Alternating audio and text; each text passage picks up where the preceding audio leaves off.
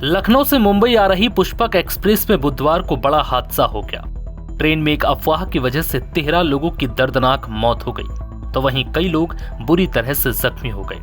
हादसे की तस्वीरें इतनी भयावह थी कि जिसने भी देखा वो सहम गया। हादसे के बाद खुलासा हुआ कि एक चाय वाले की अफवाह की वजह से पूरे ट्रेन में भगदड़ मच गई और लोग ट्रेन से कूदने लगे।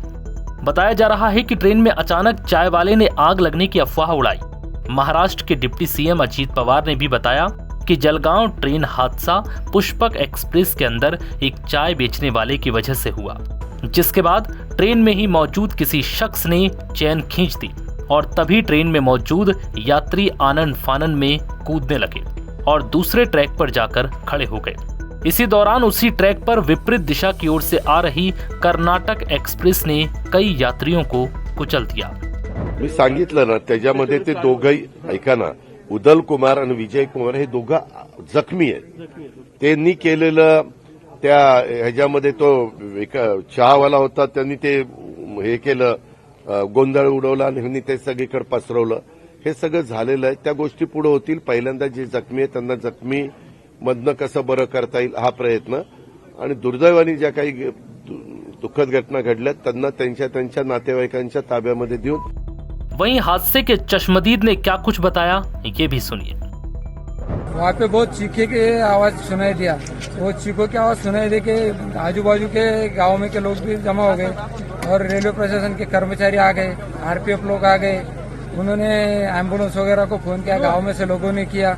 उसके बाद में एम्बुलेंस आई तो जो जख्मी थे उनको पहले उठा के एम्बुलेंस में डाला गया। रेल के कर्मचारी थे, आरपीएफ लोग थे, सबने उठा के उनको डाला। गांव वालों ने बहुत सारी उनको मदद की और जो जिसके रिश्तेदार गुजर गए थे वो देखने सरी की कंडीशन नहीं थी। वो लोगों की बहुत रो रहे थे लोग। इतनी बड़ी घटना हमारे इलाके में पहली बार हुई है, इसकी वजह से वो देखने को बहुत ही दुख भरी घटना बोली जा सकती है। आपका नाम क्या है? प्रमोद पाटिल।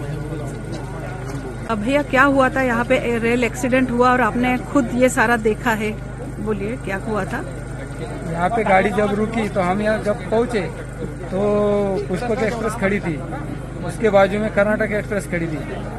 तो आप साइड में पुष्पक जब खड़ी थी तो उसमें से नॉर्मल धुआं निकला, ज्यादा नहीं था, नहीं के बराबर ही था समझो।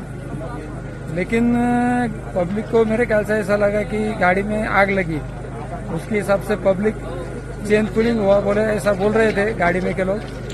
लेकिन जब गाड़ी रुकने के बाद में पब्लिक को धुआं देख के वो नीचे उतर पड़े।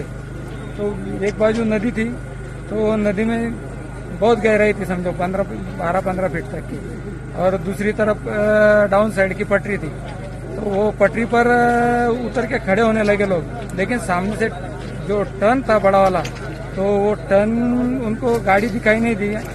वो गाड़ी दिखाई नहीं देने की वजह से सामने से स्पीड में गाड़ी थी कर्नाटक एक्सप्रेस, तो वो कर्नाटक एक्सप्रेस की चपेट में बाकी लोग आ गए समझो। बाकी ने नदी में छलांग लगा दिया, पानी नहीं था, सूखी नदी थी, उसमें बाकी घायल हो गए। बाकी तो 8-10 बॉडी तो हमने निकाली थी, तो भी कैलकुलेशन तो कुछ समझ में नहीं आता इतनी पब्लिक में। तो आपने क्या क्या मदद की वहाँ? उनको एम्बुलेंस में डालने को उठा के लेके गए। बहुत सारी पब्लिक जमा हो गई थी, आजू बाजू के गाँव वाले थे, रेलवे प्रशासन था, आरपीएफ लोग थे।